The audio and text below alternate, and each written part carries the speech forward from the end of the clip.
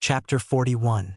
After pouring away the coffee and returning to the armory to take the thick stack of historical materials and explanatory transcripts from Old Neil, Klein followed the wall of lights up the staircase to the Blackthorn Security Company tap tap tap. His footsteps echoed in the sealed and quiet basement after Klein left the spiral staircase. He pushed open the door and identified his bearings before heading for the second office opposite of him. After familiarizing himself for 2 days, he had a general understanding of the layout of the Blackthorn Security Company. The entrance brought visitors to a huge reception hall with sofas and tables. Through the partition, there was an inner region. To the left of the corridor were 3 rooms.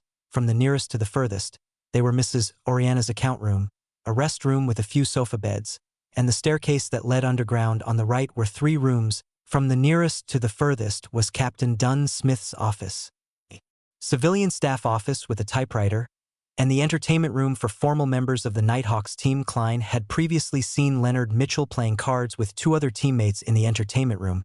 He guessed that they were playing Fighting the Landlord, of course. Emperor Rochelle had already given it a new name, Fighting Evil.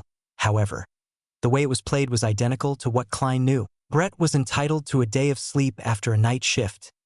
Roseanne was at the reception desk. The carriage driver who was in charge of procuring necessities and collecting supplies, Cesare Francis, was out as usual. When Klein opened the door to the civilian staff office, the 3 desks inside were empty. Only the typewriter sat there silently, Ackerson Company's Model 1346 typewriter. Klein, who had seen similar objects in his mentor's office and Welch's place, muttered. He felt that the complicated mechanisms inside were filled with the beauty of machinery. He walked to the desk with the typewriter. After preparing himself, he attempted to type something on air. In the beginning, he often converted the local language to Chinese pinyin instinctively. Only after he was familiar with it did he digest the original Klein's corresponding memory fragment and no longer made mistakes. Tap, tap, tap. The rhythmic tapping on the typewriter sounded like a melody composed from the heavy marriage of metal and industry. Under this melody, Klein quickly typed the expenditure application. However, he was in no hurry to meet Dunn Smith. Instead, he focused his mind and read the materials provided by Old Neil seriously. It was both revision and new material. When it was almost noon, he stretched his neck and put away the documents. He then read and consolidated what he had learned on mysticism in the morning. Only after all that did he take his application to the office next door and knocked on the door gently. Dunn was waiting for lunch to be delivered. When he saw Klein hand him the document, the corners of his mouth curved up. Did Old Neil teach you this? Yes. Klein did not hesitate to betray Old Neil. Dunn picked up his dark red fountain pen and signed it. I happen to be applying for funding for the months of July, August, and September from the church and the police department. I'll add yours in when it's approved. Get the money from Mrs. Oriana. You can draw the spirit pendulum in the afternoon, all right? Klein answered simply and vigorously. His tone and eyes were obviously filled with joy. Before bidding Dunn farewell, he asked casually, shouldn't the budget for July, August, and September be applied for by June? Why are you applying for July's budget only in July? Dunn fell silent for a few seconds before sipping his coffee. We encountered 3 cases in June. I was so busy that I forgot about it, as expected of Captain and his poor memory. Klein knew he had asked a question he should not have asked. He gave a chuckle before leaving immediately. With that, he began a simple but regular lifestyle. He would spend half an hour in the early morning cogitating. He would have 2 hours of mysticism lessons in the morning and an hour and a half of studying the historical documents. After lunch, he would take a short nap in the break room to regain his energy. Following that, he would draw bullets and head to the shooting club. After finishing his practice, he would stroll over to Welch's place, which was not too far. He would then change routes and return to Iron Cross Street. That way, he could save on the carriage fees if he had time. He would practice his spirit vision and spirit dowsing on the way. He would buy groceries in a private chemistry laboratory, equipped with apparatus and items. A tall, blonde Audrey was looking at the cup in her hand. There were countless bubbles and it made the atmosphere serene. Finally, the liquid in the cup precipitated into a sticky silver substance. Haha. I'm indeed talented in mysticism. I succeeded in 1 try. I was worried of failure and prepared 2 sets of materials. The girl muttered to herself in delight. She put away the items she took from her family's vault or exchanged them with others. She took a deep breath and prepared to close her eyes to drink down the spectator potion. At that moment, barking sounded from outside the laboratory. Audrey frowned instantly. She hid the cup of silver liquid in a dark corner, turned around and headed to the door. Susie, who's here? Audrey turned the doorknob and asked the golden retriever sitting in front of the door. Susie wagged her tail in an obsequious manner. Her personal maidservant, Annie, had appeared in the corridor nearby. Audrey walked out of the laboratory and closed the door. She looked at Annie and said, "Didn't I tell you? Do not disturb me when I'm running chemistry experiments," a vexed Annie answered. "But there's an invitation from the Duchess Della Duke Negan's wife?" Audrey took a few steps forward and asked Annie. "She has managed to hire the services of the palace's baker, Madame Vivi, and plans to invite you and Madame to afternoon tea." Annie recounted the invitation. Audrey tapped her cheeks discreetly and said, "Tell my mother that I have a headache. Perhaps I'm a little dehydrated because of the scorching sun. Please get her to convey my apologies to Madame Della." As she spoke, "She acted frail, miss. It's not only afternoon tea, but a literature salon," added Annie. "But that won't treat my dizziness." "I need rest," rejected Audrey firmly simultaneously. She muttered deep down that if they insist, "I'll faint for all of you to see. The etiquette teacher said that I can do it most perfectly." "I think I heard something? All right." Annie exhaled and said, "Do you need me to help you back to your room?" "There's no need. I'll clean up the laboratory first." Audrey was yearning to return immediately to consume the potion, however. She suppressed her impatience. She only returned to the laboratory's entrance when she saw Annie leave. Suddenly, she discovered that the golden retriever, Susie, who was waiting outside, was gone. Furthermore, the door to the laboratory was half opened. "I forgot that Susie can open doors with handles. What was that sound? Not good." Audrey heard crisp sounds coming from within. Suddenly, she came to a realization as she charged into the laboratory. All she could see was the cups shattered on the floor. Susie was licking the final drop of silver liquid. Audrey stood rooted at the entrance like a statue. Susie immediately sat down and looked at her owner innocently as she wagged her tail. In the seas beyond the Pritz harbor, there was an island perennially enveloped in storms. An ancient sailboat was docked at its harbor. A blond man dressed in a robe with lightning patterns was looking at Alger Wilson opposite to him. He asked, perplexed, "Alger, you could have returned to the kingdom and become a captain of a mandated Punisher team or a reputable bishop. Why did you choose to voyage out into sea and become the captain of the Blue Avenger?" Alger wore a stoic expression on his rough face. He replied solemnly, "The sea belongs to the storm. This is the Lord's kingdom. I'm willing to abide by the Lord's will and monitor this area of his kingdom." "All right." The blonde-haired man clenched his fist and struck his chest. "May the storm be with you, may the storm be with you," Alger replied with the same standard salute. He stood on the deck with a few sailors and watched his companions leave the boat, walking into the distance. "Signs, you do not understand because you do not know enough," Alger muttered silently. Meanwhile, Audrey finished her second concoction in a panic-stricken state. Seeing that the silver potion looked nothing different from before, she was nearly moved to tears. Gulp. She quickly drank down the spectator potion. Friday, a storm befell Tingen. The heavy rain pounded on the windows of every household. Inside the Blackthorn Security Company, Klein, Roseanne, and Brett sat on the sofa in the reception hall and enjoyed lunch. As there was only a kettle for boiling water, there was no way to heat up leftovers. Klein could not eat rye bread every day or take the carriage home every day. If he did that, he would have to walk from Iron Cross Street to Welch's place in the afternoon and consider taking a carriage back. It was a waste of money. Therefore, he began joining Roseanne and his colleagues in eating the so-called office rations. The nearby Old Will's restaurant would punctually send a waiter at 10:30 every day. He would ask for their orders, and after determining the quantity, he would send it over at 12:30.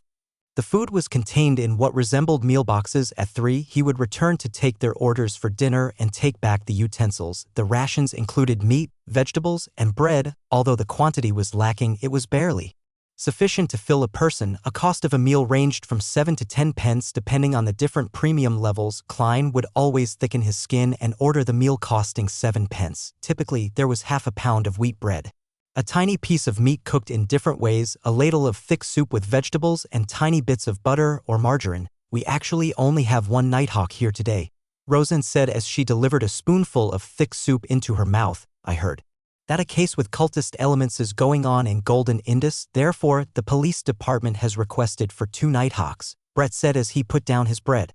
Klein used the remaining wheat bread and dabbed it into the last bits of meat juice before stuffing it into his mouth. He did not say a word. Under his left sleeve, there was a silver chain with a topaz hanging at that moment. Knocks sounded outside the half-closed main door. "Please come in." Roseanne was taken aback as she put down her spoon. She quickly used a handkerchief to wipe her mouth and stood up. The door was pushed open as a man in a half-top hat came in. The left shoulder of his black formal suit was drenched. The sides of his hair had grayed. He put away his umbrella and said to Klein and company, "Is this the former small mercenary squad?" "You can say that," answered Roseanne like clockwork. The lanky man coughed and said, "I have a mission request." Chapter 42. A mission request. You probably came to the wrong place. This security company's signboard is really nothing but a signboard. Klein immediately held back his urge to lampoon when he heard the visitor. How he yearned for there to be a message board and a screen for him to share his thoughts, but he soon realized that he had once asked a similar question. The captain's answer was that they could take on jobs if they were free. The money earned could be used as funding for the team's petty cash account and bonuses for the participants. Roseanne's eyes darted around as she thought for a moment before saying, "Our security personnel are all out on missions. The fastest it will take for them to return is an hour if your matter isn't urgent. You can consider our services." Among the 6 formal Nighthawk members, Captain Dunn Smith had been invited to the cathedral by the bishop for some unknown discussion. Leonard Mitchell was guarding Cheney's gate in his place. Corpse collector Fry and Sleepless Royale Ray Dean had already headed to the Golden Indus Borough to assist the police in the investigation of a robbery case with cultist inklings. Sleepless Kenley White was on leave, while Midnight Poet Sikatron had gone to Raphael Cemetery in the north suburb for a daily patrol. As for the remaining 2 Beyonders, Old Neil was frail and too advanced in his years. He had not taken any missions in a long time. Klein was still a novice and was truly inadequate in various aspects. They are all out. With one hand holding his umbrella, the lanky man's expression turned gloomy as he took off his hat. He bowed and said, "Sorry for intruding, goodbye." He turned around and walked out. He went down the stairs and left 36 Zutland Street amid the spattering rain and howling winds. What a bloody pity. Rose and watched the man left and sighed regretfully.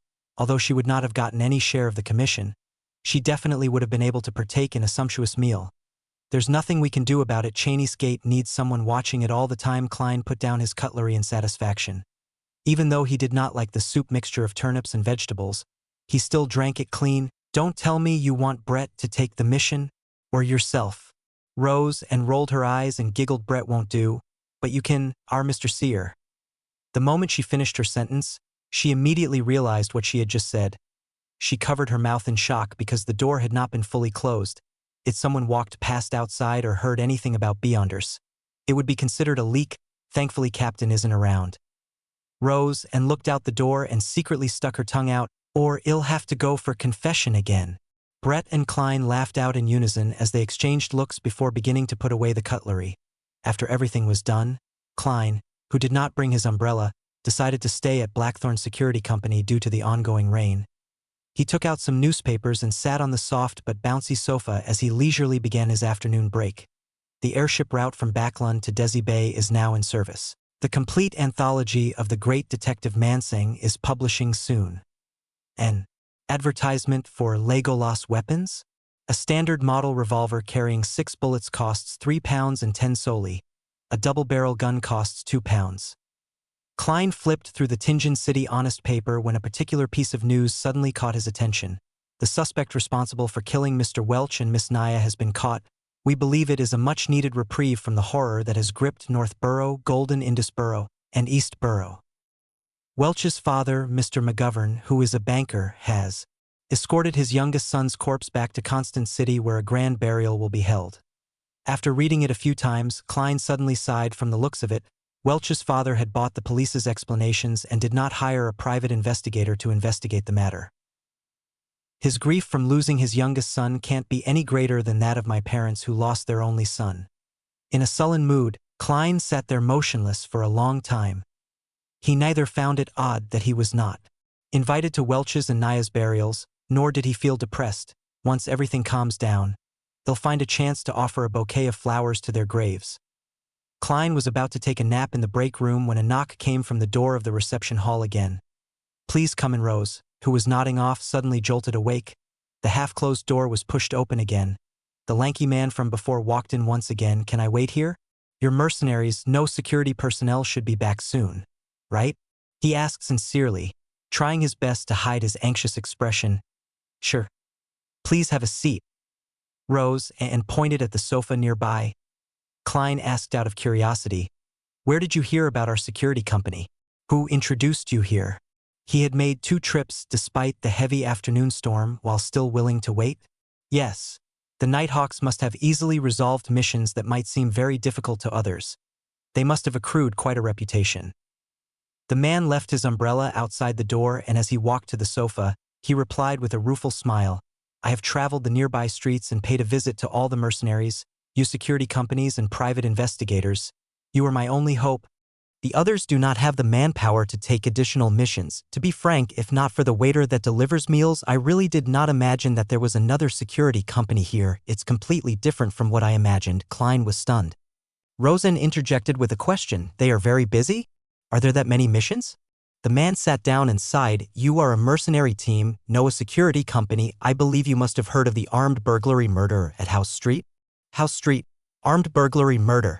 All right, unfortunately, I'm one of the people involved. Klein nodded with a slightly heavy heart. Yes, due to the presence of a ferocious and cruel criminal, the rich men living in the neighboring streets, and even across all of Tingen City, are terrified. Apart from increasing the numbers of their security detail, they have also hired many more security personnel and private detectives. This resulted in a shortage of supply in your line of work. The tall and skinny man explained clearly, a standard chain reaction. Klein and Rosen exchanged looks and saw the self-deprecating smile from each other's faces. The security industry had entered a golden age, yet Blackthorn's security company was not affected in any way. It was apparent how dismally the company was run. Of course, to a certain extent, it also proved the success of the Nighthawks in hiding themselves. After waiting for another 20+ minutes, Klein prepared to leave. Since the rain was coming to a stop, he planned on practicing at the shooting club. At that moment, the black-haired and green-eyed Leonard Mitchell walked out of the partition. He looked curiously at the sofa. This is a client. Is Captain back? Rosen asked delightfully. Back? The lanky man was taken aback when he heard that. He had been sitting there, staring at the door. How did he not discover someone's return? Roseanne's expression immediately froze as she chuckled. As a security company, we don't only use the front door. Figures. The lanky man nodded in enlightenment. He was also not surprised by the term captain. Security companies were mercenary teams or small-scale mercenary guilds. It was normal for captain to be used. Leonard did not tuck in his white shirt. His black vest was also casually draped on. He took a glance at the lanky man when he suddenly snapped his fingers and said, I'm a member of the security personnel at Blackthorn. How might I address you? How may I help you? Perhaps it was because he had long heard about the unrestrained characters of mercenaries that he did not feel the anger of being humiliated. Instead, he let out a breath of relief. He watched Leonard sit down and organized his words. My name is Klee, a butler of Mr. Vickroy, a tobacco merchant. His only son, little Elliot, was kidnapped this morning. We have already informed the police and the matter has been given high priority. However, Mr. Vickroy remains uneasy. He wishes to go through the channels which mercenaries, you security personnel have, as well as your understanding of Tingen, to investigate the case from a different angle and ensure that little Elliot is rescued safely. If you are able to find where the kidnappers are hiding, Mr. Vickroy will be willing to pay you £100. If you have the means to successfully save young Master Elliot, he is willing to pay double, £200. Leonard Mitchell smiled leisurely. Mr. Vickroy seems to only wish for us to find the kidnapper's hideout? If not, he will not think that his only son is worth £100. A tobacco merchant who has close ties with the southern plantations will not just offer £200. No, Mr. Vickroy is only an ordinary merchant. He's not considered wealthy. Besides, he believes the police will be more professional when it comes to rescuing his son. Klee answered frankly, all right, no problem. Leonard snapped his fingers again. His green eyes turned their gaze on Roseanne. My beautiful lady, please write up a contract. Don't always act like a poet. In fact, all you do is recite the works of others. Having forgotten the presence of the client, Roseanne quipped. She was used to exchanging snipes with Leonard. Of course, the Blackthorn Security Company did not really care about its clients. It was great to have them, but it was also fine not having them. Roseanne left the reception counter and entered the staff office. Soon, There were sounds of typing coming out from the office. The corners of Klein's mouth twitched a little. He found them too unprofessional. There was no standard template for a contract. This sure is tragic, and more saddening is the fact that I'm working at such an unprofessional company. The moment these thoughts arose in him, Roseanne completed a simple contract that had only a few clauses. Then, Clee and Leonard Mitchell signed it. After Clee stamped it, she took the contract and returned to the accounting room and got Mrs. Oriana to stamp it with the Blackthorn Security Company logo, something that was actually useless. Dunn typically handed it to Oriana for safekeeping. On Sunday, it would be passed to Roseanne and Company. "I'll wait for your good news." After receiving one copy of the contract, Clee stood up and bowed with his hat off. Leonard did not respond. He seemed to be in deep thought. He suddenly turned his head toward Klein and revealed a smile. "I need your help." "Ah?" Klein was taken aback. "I mean, you and I can finish this mission together." The corners of Leonard's mouth curved up slightly as he explained, "I'm good at combat, shooting, climbing, sensing, and chanting, and taking on some support roles. But that does not include looking for people. You don't expect old Neil to go out in such weather, right?" When he said sensing, his voice was lowered to a mumble that Klein could barely hear. All right, Klein did have the urge to attempt his new abilities, while also feeling a little wary toward Leonard Mitchell. Phew. Let's hope it will be completed successfully. I wonder how useful my seer abilities will be, he wondered with some anticipation. Chapter 43. While looking at Klein, Leonard smiled and nodded. "Then do you need anything from them?" He had cooperated with Old Neil and Company numerous times, so he naturally knew that divination required a medium, especially when the person being divined was not present. Klein thought for a moment before saying to Clee, "I need some of Elliot's recent clothes which have not been washed or starched. It would be better if you have any accessories he used to wear on him." He tried to choose ordinary mediums, not something that would normally invite questions, but even so, Clee wore a look of puzzlement. "Why?" After his question, he added, "I have a picture of young Master Elliot on me." "Why?" "Because we are divining his location." Klein was momentarily at a loss for an answer. If he answered truthfully, ignoring the fact that it violated the confidentiality clause, Clee would likely storm out immediately and rip apart the contract while cursing, "This bunch of cheats. If that works, why don't I find the most famous spirit medium in Owa County?"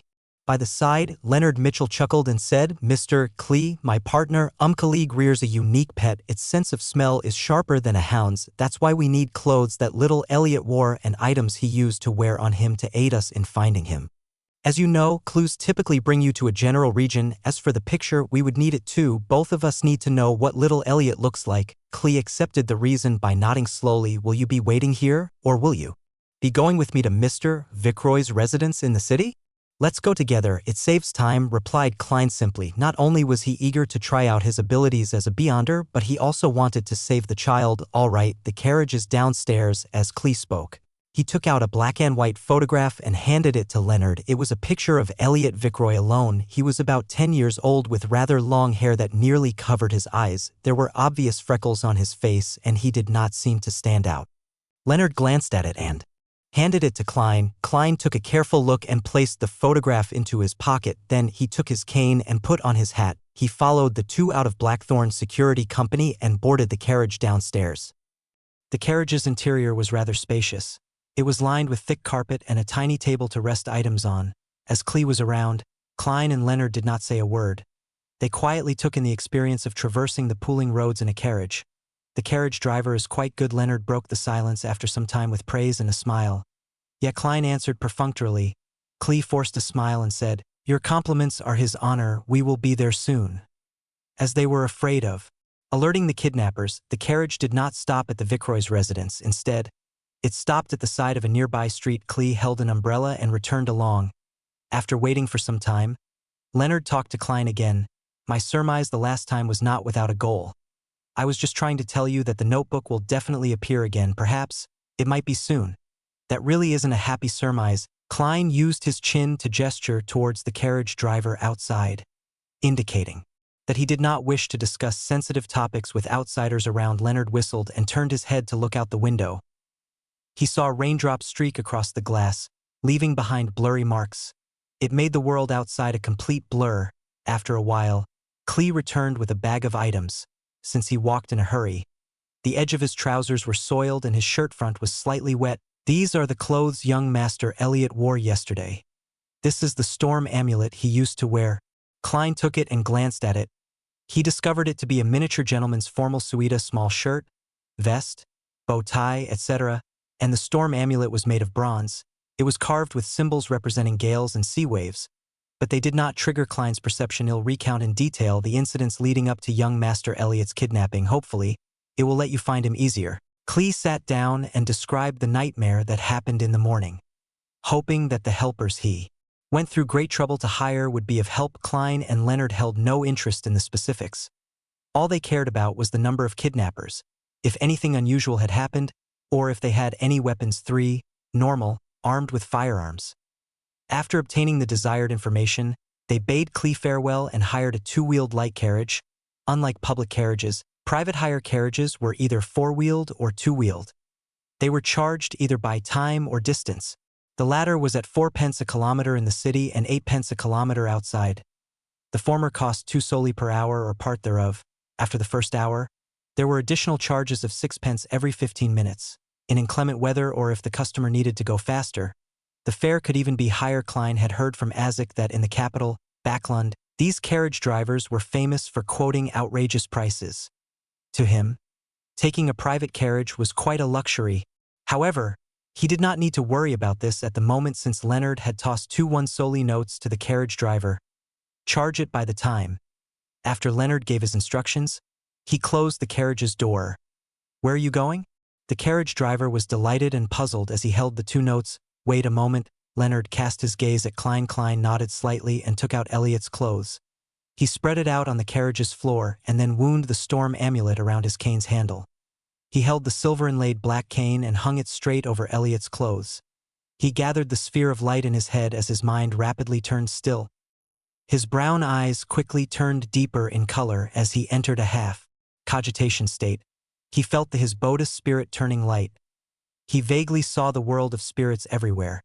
He silently said, Elliot's location. After repeating it 7 times, he released his grip of the black cane. But the cane did not fall to the ground. It remained standing in front of him even though the carriage was shaking. Minute but invisible stirrings happened around Klein and he felt as if pairs of eyes were looking at him. Over the past few days, Klein had felt this sensation occasionally when he was in the state of cogitation or spirit vision. With a little fear, he looked at the cane with his deep black eyes. He recited once again in his heart, Elliot's location, Elliot's location. After he finished saying that, the cane fell and pointed straight ahead. Klein held the cane and said in a deep voice. His voice sounded a little ethereal as though it could penetrate the unknown world. This was one of the divination abilities he had grasped.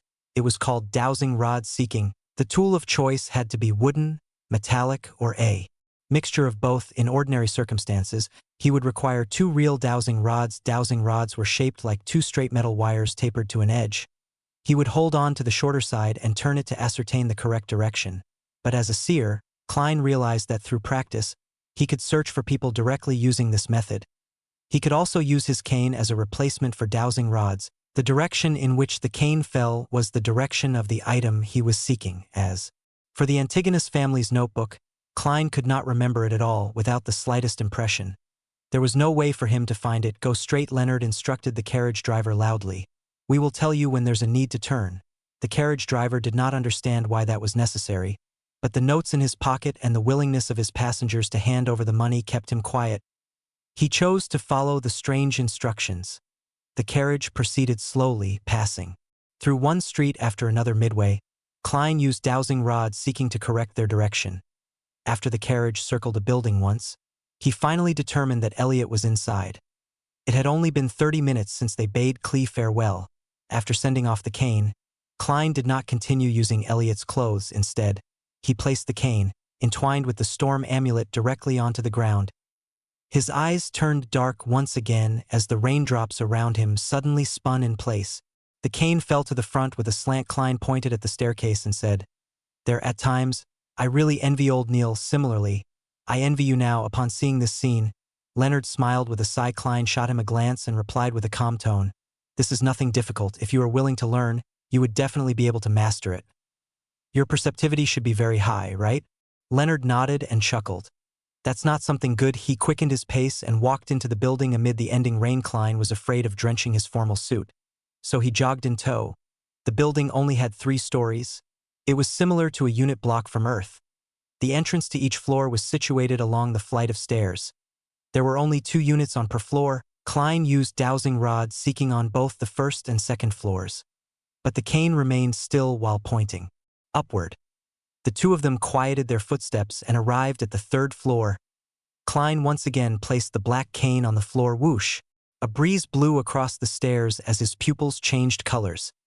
The darkness seemed like it could suck the souls of people. Whoosh! Whoosh! Whoosh! Sobs seemed to sound out around them. Klein relaxed his palm as the cane with the entwined storm amulet magically stood erect. He silently read Elliot's location again. He watched his black cane drop silently as it pointed to the right room. They should be in there. While Klein picked up his cane, he tapped his glabella twice, various colors saturated as he looked at the right room. He saw all sorts of auras inside. 1, 2, 3, 4. 3 kidnappers and 1 hostage. The numbers match. One of their auras is short. It's likely Elliot. Mr. Klee said that they have 2 hunting rifles and a revolver.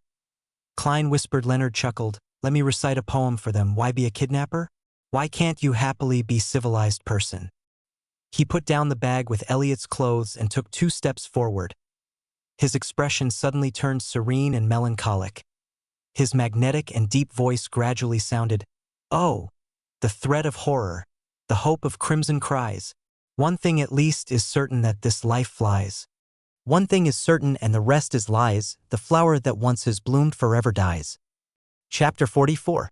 Leonard's singing sounded like a lullaby as it lightly resounded through the doors and into the winding wooden stairwell. Klein's mind immediately turned torpid. He felt like he saw a silent moonlight and serene rippling lake.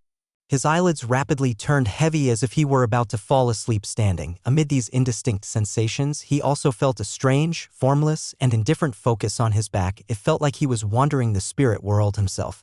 A baffling sense of déjà vu suffused as Klein suddenly found his train of thought once again. With his strong spiritual perception and extreme familiarity with cogitation, he barely escaped the influence of the midnight poem. However, he remained serene and could hardly evoke any emotions. Soon, Leonard stopped singing as he turned his head with a smile. "I'm considering asking Captain's permission to apply for a Phaenopotter lute. How can there not be an accompaniment when singing?" "Heh, I'm just kidding. I can hear them asleep." The black-haired, green-eyed Nighthawk with his poetic vibe took a stride forward and walked to the door that separated them from the kidnappers and hostage. He suddenly moved his shoulder and threw a punch at the door's lock. Crack! The wooden board around the lock shattered in a muffled manner. "This requires precise control." Leonard turned his head and smiled. He then reached his hand into the hole and opened the door. Klein, who had regained consciousness, was not as confident as him. He reached under his armpit, drew his revolver, and turned the cylinder, making sure that he could shoot at a moment's notice. As the door swung back, he saw a man sleeping on a table with a gun by his feet. Another man was rubbing his eyes. In a daze while trying to stand up, bam! Leonard slid forward and struck the awakening kidnapper unconscious. Klein planned to enter as well when he suddenly sensed something. He turned around abruptly and faced the stairwell. Tap, tap, tap. Footsteps were approaching from below.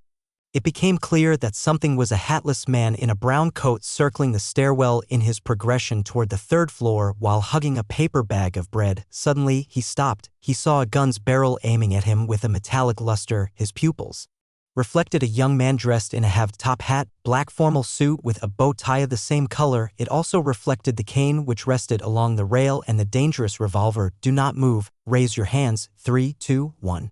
Klein's tone was deep but relaxed. He held the revolver with both hands as he tried to imagine the man as a target from his practice. Amid the tense atmosphere, the man in the brown coat threw the bag of bread and slowly raised his hands. "Sir, is this a kind of a joke? Has there been a misunderstanding?" He stared intently at the finger that Klein had placed on the trigger as he forced a smile. Klein was temporarily unable to determine if he was an accomplice or a neighbor, but he did not reveal any abnormalities. He said in a deep voice, "Do not attempt to resist. Someone will determine if it's a misunderstanding in a while." At that moment, Leonard, who had finished handling the kidnappers, walked out and noticed the man in the stairwell. He said leisurely, "So the kidnappers have another accomplice responsible for buying and delivering food?" Upon hearing this, the man's pupils constricted as he suddenly raised his foot and kicked the bag of bread up in an attempt to block Klein's vision. Seemingly unaffected, Klein coldly pulled the trigger like his usual training. Bang! Blood burst out from the man's left shoulder. He tumbled to the ground and attempted to escape from the second floor. However, Leonard had already reached his hand towards the handrail before leveraging himself to jump over with a dull thud.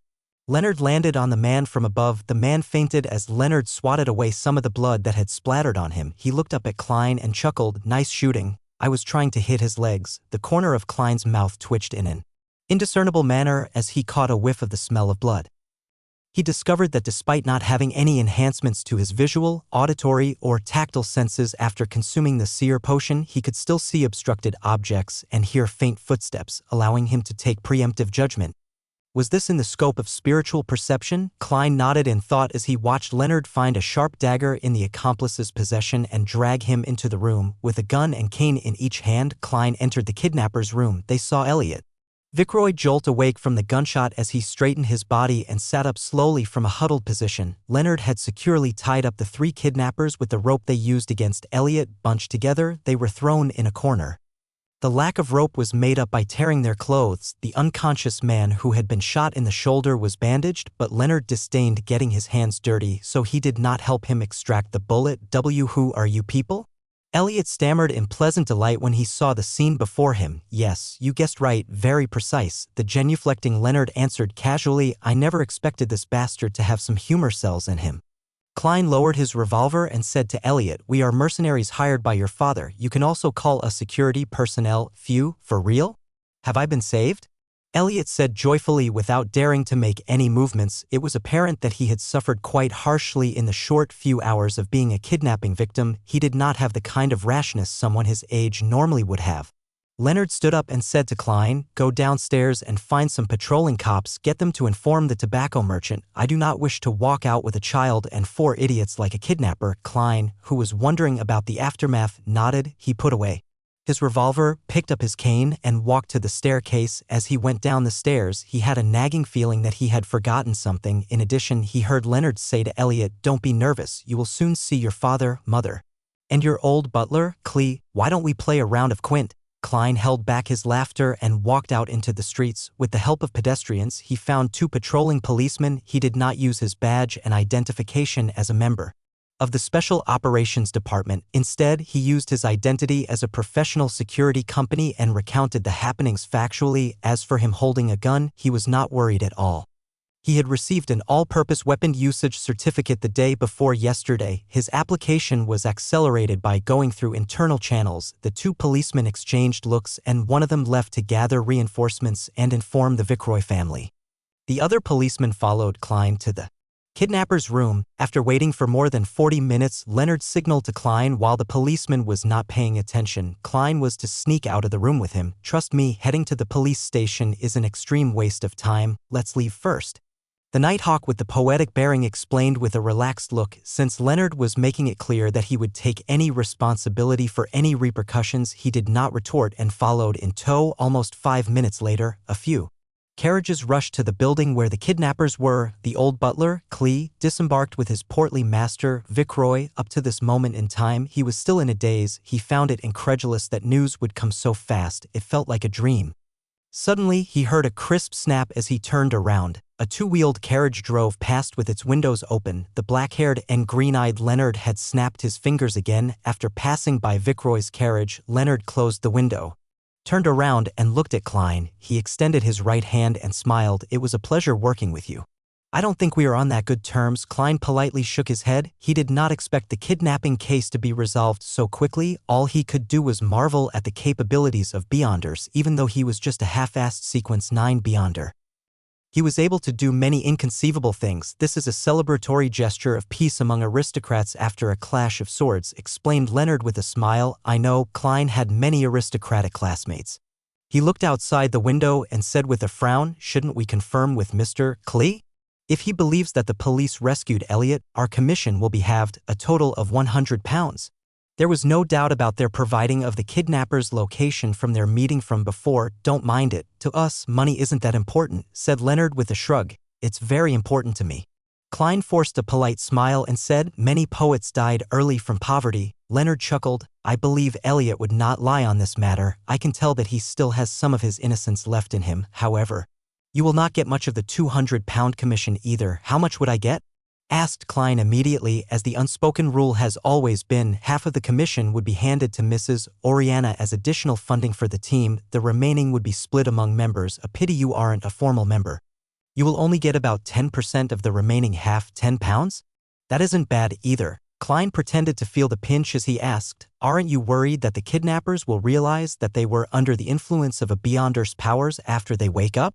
They will not suspect anything, they will only believe that the weather was good and very conducive for sleeping, leading to them dozing off. They will even believe that the song existed only in their dreams. This is something we have verified before, answered Leonard very confidently. Instead, it's your demon-hunting bullets that might arouse suspicion. Of course, you being a queer who enjoys mysticism would be a perfectly reasonable explanation. I see. Klein was relieved. He just kept feeling like he had forgotten or overlooked something. After returning to Zutland Street, Klein did not wait for Clay's arrival. He strolled to Welch's place and took a different route home. On the way, he bought some beef and olives for dinner. The meal was enjoyable as always, with the same three siblings chatting idly. However, there was an additional visitor. He was a worker responsible for collecting 1 penny for the gas meter. The evening grew dark as the siblings bade each other good night and returned to their rooms. Klein was sleeping soundly when he was suddenly awoken by something familiar outside. He opened the door in puzzlement and arrived outside the bedroom that no one stayed in. He pushed open the mottled door and saw a gray desk. There was a notebook on the table and its cover was made of hard paper. It was completely black in color. A baffling sense of déjà vu arose in him as he walked over and opened the notebook. The page he flipped open to was of a picturia picture of someone dressed in gorgeous clothes and splendid headdress. The fool. Beneath the fool was a line in Hermes, everyone will die, including me. Horror gripped Klein's heart as he suddenly realized that the corner of the fool's mouth was curving up. F. He sat up in shock as he saw crimson moonlight penetrate his curtains. He saw his bookshelf and desk and the silhouette of his own bedroom. He realized that he had had a nightmare. As a seer, he knew what dreams typically portend. Therefore, he began to seriously search through his recollections. Klein froze up when he did because he knew what he had missed out on today. While he was immersed in Leonard's singing, he had sensed a formless and indifferent focus on his back. The feeling of being observed felt different from the usual cogitation or experience he had from using spirit vision. It gave him a sense of déjà vu. According to Captain Dunn, once a feeling of déjà vu arose in him, it probably means. Klein suddenly sat straight and confirmed the feeling. Yes, it's that notebook. That Antigonus family's notebook. Chapter 45. The Antigonus notebook is in the apartment across the kidnappers. Although it was very coincidental, Klein believed that his intuition was correct. He immediately got out of bed and rapidly changed out of the old clothes he usually wore to bed. He picked up a white shirt beside him and draped it on, quickly buttoning from top to bottom. 1, 2, 3. He suddenly realized that he was missing buttons. The left and right sides did not seem to match on careful look. Klein realized that he had made a mistake buttoning the first button, causing the shirt to warp. He shook his head helplessly before taking a deep breath and slowly breathing out, using some of his cogitation techniques to restore his calm. After putting on his white shirt and black trousers, he barely managed to wear his armpit holster steadily. He pulled out the revolver he hid under his soft pillow and holstered it. Without time to tie a bow tie, he draped his formal suit on and with a hat and cane in each hand, he walked to the door. After putting on his halved top hat, Klein gently twisted the door handle and walked into the corridor. He carefully closed his bedroom's wooden door and sneaked downstairs like a thief. He used a fountain pen and paper in the living room to leave a note, informing his siblings that he had forgotten to mention that he had to be early for work today. The moment he was out the door, Klein felt a cool breeze and his entire being calmed down. The street in front of him was dark and silent without any pedestrians. Only the gas lamps illuminated the streets. Klein took out his pocket watch from his pocket and snapped it open. It was just 6 in the morning and the crimson moonlight had not completely faded away. However, there was a hue of sunrise over the horizon. He was just about to seek out an expensive for-hire carriage when he saw a 2-horse, 4-wheeled trackless carriage approaching him. There are public carriages this early in the morning? Klein was puzzled as he went forward and waved for it to stop. Good morning, sir. The carriage driver stopped the horses skillfully. The ticketing officer beside him had his hand to his mouth while yawning. To Zutland Street. Klein scooped out 2 pennies from his pocket and 4 halfpence. For pence, the ticketing officer replied without any hesitation. After paying for the ride, Klein got onto the carriage and found it empty. It exuded a clear loneliness amid the dark night. You are the First one, said the carriage driver with a smile. The two brown horses widened their pace as they proceeded briskly. To be honest, I never imagined there to be a public carriage so early in the morning. Klein sat near the carriage driver and made idle chatter to divert his attention and relax his tense mind. The carriage driver said in a self-deprecating manner, from 6 in the morning to 9 at night, but all I earn is £1 a week. Are there no breaks? Inquired Klein in bafflement. We take shifts to rest once a week. The carriage driver's tone turned heavy. The ticketing officer beside him added, we are in charge of plying the streets from 6 to 11 in the morning. Following that, we have lunch and an afternoon break. Near dinner time, which is 6 in the evening, we replace our colleagues. Even if we do not need rest, the two horses will need it. It wasn't anything like that in the past. There was an accident that should not have happened. Due to fatigue, a carriage driver lost control of his carriage and it toppled. It resulted in us having shifts. Those bloodsuckers would never become this kind so suddenly otherwise. The carriage driver scoffed. Under the illumination of dawn, the carriage drove towards Zutland Street and picked up 7 to 8 passengers on the way. After Klein was less tense, he did not converse further. He closed his eyes and recalled the experiences from yesterday, hoping to notice if he had forgotten anything. By the time the skies were bright when the sun was fully up, the carriage finally arrived at Zutland Street. Klein pressed his hat with his left hand and briskly jumped off the carriage. He quickly stepped into 36 Zutland Street and arrived outside Blackthorn Security Company. After going up the flight of stairs, the door was still closed and had yet to open. Klein took out the ring of keys by his waist and found the corresponding brass key and inserted it into the keyhole and twisted it. He pushed forward as the door slowly opened. He saw the black-haired, green-eyed Leonard Mitchell sniffing at a recently popular cigarette. To be honest, I prefer cigars. You seem to be in a rush? The poet-like Nighthawk asked in a relaxed and cozy manner. Where's Captain? Klein asked instead of answering. Leonard pointed at the partition. He's in the office. As an advanced sleepless, he only needs 2 hours of sleep in the day. I believe it's a potion those factory owners or bankers would like the most. Klein nodded and quickly passed through the partition. He saw that Dunn Smith had opened the door to his office and he was standing at its entrance. What's the matter? Dressed in his black windbreaker, he held a gold-inlaid cane with a solemn and stern expression. The feeling of déjà vu came to me. It should be the notebook, the Antigonus family's notebook. Klein tried hard to make his answer clear and logical. Where was that? Dunn Smith's expression did not have any obvious changes. However, Klein's intuition told him that a clear and invisible stir had happened in him. This was possibly a flash of his spirit or a change in his emotions. It's at the place Leonard and I saved the hostage yesterday, opposite the kidnapper's room. I didn't notice it back then until I had a dream and received a revelation. Klein did not conceal anything from the looks of it. I missed out on making huge contributions. Leonard, who had walked to the partition, chuckled. Dunn nodded slightly as he instructed with a solemn expression, get Kenley to replace old Neil's watch of the armory. Let old Neil and Fry come with us. Leonard stopped acting frivolous as he immediately informed Kenley and Fry, who were in the Nighthawk's entertainment room. One of them was a sleepless and the other was a corpse collector. 5 minutes later, the two-wheeled carriage that came under the jurisdiction of the Nighthawks began driving down the sparse streets in the morning. Leonard wore a feather hat, a shirt and a vest. He stood in as the carriage driver, lashing out a whip from time to time, sending out a crisp crack. Inside the carriage, Klein and old Neil sat on one side. Facing them were Dunn Smith and Fry. The corpse collector's skin was so white it looked like it either had not been under the sun in a very long while or he had a severe blood deficiency. He looked to be in his 30s with black hair and blue eyes. He had a high nose bridge and his lips were very thin. He had a cold and dark demeanor and had a faint smell from often touching corpses. Repeat the situation again in detail. Dunn adjusted the collar of his black windbreaker. Klein stroked the hanging topaz in his sleeve as he began from their mission commissioning until the dream. By the side, old Neil chuckled. Your fate seems to be entwined with that Antigonus family's notebook. I never expected you to meet it in such a manner. That's right, isn't this too much of a coincidence? Thankfully, Leonard just mentioned that there was no indication of hidden factions of mysterious powers at play from the preliminary investigations of Elliot's kidnapping. It was solely a crime motivated by money. Otherwise, I would really suspect if someone had deliberately arranged for this to happen. Klein found this situation rather curious. It was too coincidental. Dunn did not express his ideas as he was in deep thought. Likewise, corpse collector Fry maintained his silence in his black windbreaker. Only when the carriage stopped at the building mentioned by Klein was the silence broken. Let's go up, Klein You and old Neil walk behind. Be careful, very careful. Dunn got off the carriage and pulled out a strange revolver with a clearly long and thick barrel. He stuffed it into his right pocket.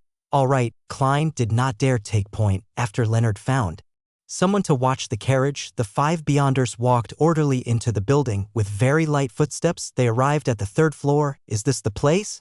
Leonard pointed at the apartment opposite the kidnappers. Klein tapped his glabella twice and activated his spirit vision. In this state, his spiritual perception was enhanced again. He found the door familiar as if he had once entered it before. Yes. He nodded in affirmation. Old Neil also activated his spiritual perception, and after observing carefully, he said, "There's no one inside, nor are there any spiritual glows of magic." Corpse Collector Fry added with his hoarse voice, "There aren't any evil spirits." He could see many spiritual bodies, including evil spirits and restless wraiths, even without activating his spirit vision. Leonard took a step forward and, like yesterday, punched the door's lock. This time not only did the surrounding wood shatter, even the door lock flew and fell noisily to the ground. Klein seemed to feel an invisible seal instantly vanish. Immediately following that, he caught a whiff of an intense stench. Corpse, a rotting corpse, Fry described coldly. He did not appear to suffer from nausea. Dunn reached out his black-gloved right hand and pushed open the door slowly. The first thing that they saw was a chimney. For early July, there was an abnormal heat emanating the room. In front of the chimney was a rocking chair sitting on. It was an old woman dressed in black and white. Her head hung low, her body was abnormally large, her skin was blackish-green and swollen. It felt like she would explode from a simple prod, spewing a foul, rotting stench from within. As maggots and other parasites squirmed between her flesh, blood, and rotting juices, or clothes and wrinkles, they appeared like points of light in spirit vision. They seemed to cling close to an extinguished darkness. Pa! Pa! The old woman's eyeballs dropped to the floor and rolled a few times, leaving behind a yellowish-brown streak. Klein felt disgusted, and being unable to tolerate the putrid stench any longer, he bent over and puked.